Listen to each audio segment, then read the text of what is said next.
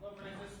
So I had somebody compliment me on your signing skills and how much people who are deaf and hard of hearing appreciate it. So great job. They said you do a great job signing. So keep up the great work. Well, good afternoon, everybody. Thank you for coming here today to get the update on the state's response to the coronavirus. We have a number of people who are here today. I'm being joined by our Speaker of the Legislature, Jim Scheer, also by Wason Dunn, who is with the American Red Cross, and Jessica Coulterman with Lincoln Premium Poultry. I want to again remind people to continue to practice good hygiene and that physical distancing from everybody. Wash your hands 20 seconds, cough into your elbow, and especially if you have those flu-like symptoms, high fever, coughing, stay home, and especially in our areas where we have a directed health measure, everybody in your household needs to stay home too. So please continue to practice all the great things that Nebraskans have done to help slow the spread of virus here in our state. Today, I am very excited to talk about the relief package that the legislature passed. The $83 million approximately that will be available to the state to be able to fight the spread of coronavirus here in Nebraska.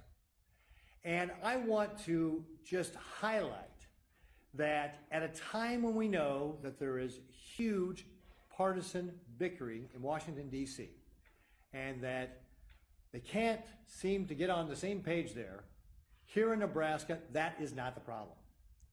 I want to compliment Speaker Scheer for his great leadership through this, in shepherding his body to be able to get this legislation passed in really record time, and also the legislature in general for how they work together to be able to get this done so quickly. And I see we're being joined by Senator Coulterman, who's here in the background. Thank you for joining, Senator. But I really just can't say enough about how well the legislature worked together to be able to get this done so quickly. They could not have done this any faster. They did everything they needed to do to be able to get this done in the shortest amount of period of time. Again, that's just it reflects so well on our legislature here in Nebraska and how they work together to be able to address the needs that people in Nebraska have to get the people's business done. And again, it reflects also just so well on the leadership of Speaker Scheer. So, Speaker, if I could ask you to say a few words about this. Thank you, Governor. It is my pleasure to be here. I thank the Governor for the invitation. But as the Governor stated, it really wasn't a lot of my leadership. It was the cumulative effect of 49 of us working on a single package, a single goal to try to make sure that the residents of the state of Nebraska have the resources made available to the Governor and all those that are on his team, and those agencies under his direction will have sufficient resources to make sure that what needs to be done is done, and they have the resources to buy whatever equipment, whatever services, whatever labor that is necessary in order to do that. I want to thank my colleagues. They did exactly what we asked them to do. We came up not only with the Governor's package, but in conversations with the Governor's office and colleagues, we determined that we didn't want to get caught short.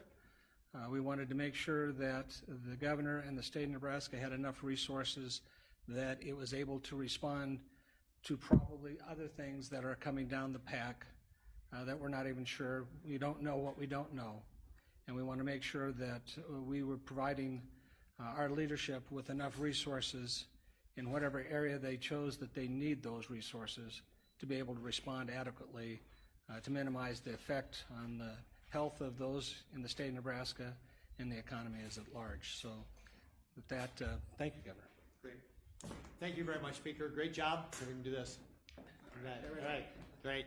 But again, great job. And again, you're being modest about your leadership because I know you worked very hard with your members to be able to get this all pulled together, and I really appreciate your efforts to make this happen. And again, I just want to compliment the legislature for moving so quickly on this. And again, it really highlights here in Nebraska, we know how to get things done. When there is an emergency such as we have here, Nebraskans come together, work together, collaborate, and make sure we do what needs to happen to be able to protect the people of the state. So congratulations to you and your members for such great work. Thank you, Speaker. Now the Speaker is going to leave. So a couple other things I want to talk about before we get to our guest speakers here. First of all, there have been some questions with regard to evictions. And one of the things I had said is, hey, look, folks, this is a public emergency. Do the right thing.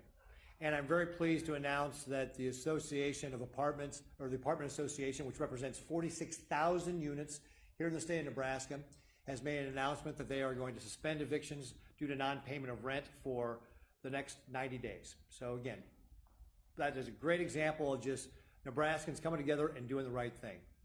On top of that, I have signed an executive order that will waive a statute that requires the courts to hear these eviction cases within a certain period of time. And I'm actually, the way it's going to provide that relief is for folks who are potentially being considered for eviction for non-payment. It will push that date out past May 31st and could be extended further. So what that will mean is I'm waiving a statute that requires those court hearings to be done within the short time period that was out there. It's pushing it back till after May 31st. It is important to note that this is really about targeting those people who have been impacted by the coronavirus. So the effective date is March 13th, when we did the emergency, and it applies specifically to people who have been impacted by the coronavirus, whether you've lost your job, or maybe you've been sick, or maybe you've got kids at home so you can't go to work. So we don't want people who are being impacted by this virus being evicted. So we are waiving that statute that requires these things to be done until after May 31st to provide that relief. And it's also important to note that this does not apply to people who are involved in, say, criminal activity. It does not apply to people who are vandalizing the units, because that presents health and safety issues for the other tenants. This is specifically about people impacted for coronavirus, and waiving that effective March 13th, waiving the statute so that those do not have to be heard until after May 31st, and of course that could be extended down the road as well. So that is the executive order that I signed this afternoon to be able to address the issue around evictions. But again, as I said, with the Apartment Association, they are taking steps already with their members to be able to do their part during this emergency. So I want to thank everybody for that. As of this afternoon, we have now 66 cases of confirmed coronavirus here in the state of Nebraska, including some additional community spread cases. And so my department will be working on, or is working on right now, another directed health measure that will include Dodge and Saunders County, as well as Lancaster County.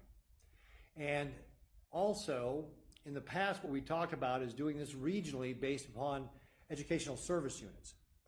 But with the Commissioner of Education effectively talking with the superintendents about really saying that there's very little likelihood that you're going to be back this year. In fact, schools should really plan that they're not going to have the rest of the school year this year. That in consultation with him, what we have decided to do is change that geographic designation to be involved around our public health departments. Frankly, they overlap the ESUs very closely anyway. It's a little bit cleaner because it really sticks to specific counties. It'll be a little bit easier for us to administer. And so as part of our DHM, we're going to move the Washington County DHM that was part of the Douglas County area into the one that's going to include Saunders and Dodge County, but it won't fundamentally change what is already implemented in Washington County. But that'll be a part of that new DHM when we get that done. Also, we're going to be, as part of the DHM, again, updating it to say that elective surgeries are prohibited in those areas where we have a DHM, that directed health measure. And again, that's going to do several things. It's going to make sure that we can take those emergency or those operating rooms and turn them into intensive care unit rooms. It'll give us the access, for example, to the ventilators that are in those rooms. It'll help save personal protective equipment like masks and gowns. And it will also be able to allow us to free up staff who are normally working in operating rooms and be able to repurpose them to be able to help with the coronavirus. So again, additional surge capacity for our hospitals. So that is one of the things we're going to be working on later this afternoon, so stay tuned for that official DHM that comes out later today. Also, one of the areas that we know has been impacted is the American Red Cross. The American Red Cross had literally thousands of blood drives scheduled across our country that have been canceled because of the coronavirus. However, the need for blood has not lessened because of this emergency. And so it's important that we not run out of blood. The American Red Cross supplies so many folks with this life-saving resource. We need Nebraskans to step up and donate blood. Now, my wife, the First Lady, has already donated blood. We are doing our own state blood drive March 31st. We're just going to do it over at the 1526K building. And it'll be from 2 to 6 p.m. in the developmental area there. So we are going to do our part here at the state to get our teammates engaged in donating blood. And we're asking all Nebraskans to be able to make that appointment, go in and donate blood. The Red Cross is critically short of blood supplies. We need to step up to be able to help them out so they can continue to provide that life-saving resource to our fellow Nebraskans in need. And with that, I'm going to go ahead and call up Wason Dunn, who's with American Red Cross here in Nebraska, to say a few more words about that. Wason? Thank you, Governor.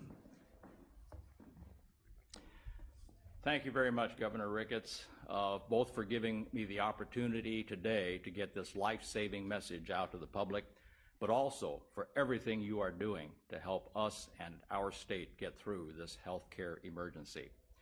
Thank you also for what you just said about encouraging people to donate blood, and also for the press statement that you issued yesterday encouraging Nebraskans to donate blood. The American Red Cross is already seeing positive results from that, so thank you. I want to start my remarks with a message for everyone who has been impacted by the coronavirus. On behalf of the American Red Cross, if you or someone you know has been infected with COVID-19, or if you or someone you know is suffering economic fallout because of the healthcare emergency, please know our hearts go out to you, and you are in our thoughts. This is a serious situation. The American Red Cross supports and embraces the idea that we're all in this together, and we must all take some extraordinary measures right now to help mitigate the effects of COVID-19. In recent days, we've all learned about the importance of flattening the curve and how that will help prevent our healthcare system from being overwhelmed by the number of COVID-19 cases. It's important to remember there's something else equally important to prevent from being overwhelmed, and that is our state and our nation's blood supply. If the need for blood exceeds available supplies, we will have yet another healthcare crisis on top of the COVID-19 emergency. We are already starting to see shortages. Governor Ricketts mentioned the fact that nationally we have seen blood drives canceled. We have actually seen about 7,000 blood drives canceled, resulting in approximately 200,000 fewer collections of blood. Here in Nebraska, approximately 150 blood drives have been canceled, resulting in approximately 4,000 uncollected blood donations. As the COVID-19 healthcare emergency continues, we anticipate these numbers will grow. And that's why I'm here today to deliver this urgent plea. A shortage of blood could potentially impact patients who need emergency surgery. It could also impact individuals who have been injured in car accidents or other accidents, and it could impact cancer patients who need blood on a regular basis. Here in the United States, someone needs blood every 2 to 3 seconds, and every pint of donated blood can potentially save 3 lives. It's also important to note that the donation of blood and the collection, processing, and delivery of blood have been deemed essential services by a number of different agencies. Additionally, the United States Surgeon General, the Department of Health and Human Services, and the Centers for Disease Control have all issued calls in the recent few days asking for the continuation of blood drives and blood donations. It's also important to know that we in the Red Cross are taking extraordinary measures to ensure the manner in which we collect blood remains safe and to ensure that our blood drives are conducted in accordance with the guidelines for social distancing. I also have here with me a statement issued by the Federal Food and Drug Administration just a few days ago. I want to read just one sentence from this statement from the FDA, and I quote, "People who donate blood are equivalent to those people who are working in a critical infrastructure industry." The reason for this statement from the FDA is that our blood donors and our workers and staff who are collecting, processing, and delivering that blood have a direct link to our nation's healthcare system. In fact, our blood donors and American Red Cross workers are part of the nation's healthcare system because we are delivering the blood that our doctors and nurses need to save lives. So that's why I'm here today to encourage you to donate blood and to let everyone know the Red Cross has implemented additional safety measures to ensure that blood drives continue to be safe. So if you are a blood donor or you are a member of an organization that sponsors blood drives, please keep doing that. And if you've never donated blood or your organization has never sponsored a blood drive, please consider doing so now. Healthy individuals who are eligible to donate blood can go to redcrossblood.org and make an appointment to donate blood right now and find out where the nearest blood drive is. Organizations that wish to host a blood drive can also go to redcrossblood.org and apply to host a blood drive. So, in closing, on behalf of the American Red Cross, I want to thank all Nebraskans for everything that they are already doing to help us collectively get through this healthcare emergency. And yes, we are asking you to consider doing one more thing, and that is to donate blood now and throughout this healthcare emergency. So thank you again, Governor Ricketts, for inviting me to be with you today. Great, thank you very much, Wason. And I will be there to donate blood on March 31st. So you'll have some of my blood for that too. So, all right, great.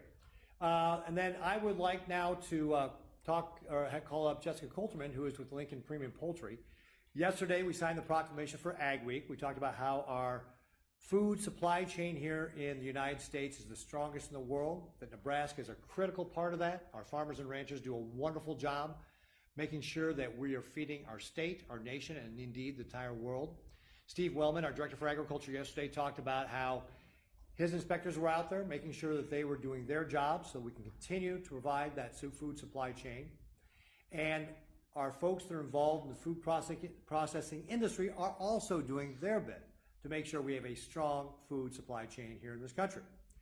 And in fact, USDA Undersecretary Greg Ibaugh, who by the way is a fellow Nebraskan and my previous ag director, said earlier last week that USDA inspectors will continue to be on site in our food processing facilities to make sure that those facilities continue to operate. One of those operations is Lincoln Premium Poultry and Costco in Fremont. Jessica Coulterman is going to talk a little bit about what they are doing to make sure they continue operating and keep their folks safe, as well as continue to produce safe and healthy food. With that, Jessica. Thank you, Governor Ricketts, for the opportunity. I want to just talk a little bit about what we're doing to support our people during this time and to share just what they are doing to keep providing food for you and your families. We have a policy, and we've always had this policy, that if you're sick, you need to stay home. And of course, in any industry, you're concerned for your people and you want them to take care of yourself. And we have a nurse on staff, and we talk to our people constantly about what their needs are and how we can support them in that. So we have constant communication occurring in our organization. We have a formal communication that's going out every other day, communicating with our employees about what we are doing as a company and how we are there for them, and if they have any questions, where they can direct those questions. We've also put together a COVID-19 task force of our key leadership to continually monitor these issues and adjust and make changes as we need to. Like most businesses, we are doing additional cleaning in all of our commons areas and a deep cleaning when necessary. We've made changes to our break rooms and our cafeteria services. we're trying to do some things to keep the morale up amongst our people who are coming in during this difficult time. Tomorrow we'll be providing them with free packages of chicken to take home to their families. And our partner Costco has offered some special shopping times early in the morning for our employees as well to come in to the store. We've had a lot of questions about USDA and their partnership with us as a food processing company. I can tell you that in our building, our USDA partners are 100% committed to what we're doing, and they have expressed 100% commitment in being there and doing it with us. They've had great communication with us as well. The USDA had put out a statement, I'll just quote one sentence. Our agencies are prepared to utilize their authority and all administrative means and flexibilities to address any staffing considerations. And in our conversations with our partners, what that means is they're going to be there to be with us as we communicate and stay open as long as we possibly can, and hopefully never have to stop producing food for our country. I've had questions about what would happen if we had a confirmed case of COVID-19 in our facility. First of all, we would work with our partner USDA and also the local health department in the state of Nebraska to determine what the best steps are for our employees. Most likely, we would figure out through their investigation who our employee had direct contact with, and we would quarantine all those individuals. Additionally, we would do the deep cleaning that other businesses have done, and we already have a company lined up in case that were to happen. We also continue to have strong communication with all of our partners in our company, all of our team members, making sure that they know what's going on and making sure that we are in full transparency with the people within our organization. I'd like to tell you a little bit about our people. They are truly resilient. In the last year, they've been through a massive opening of this new business. We've grown from about 40 employees to about 1,000. They have been through a flood that none of them have seen in their lifetime, and now a pandemic.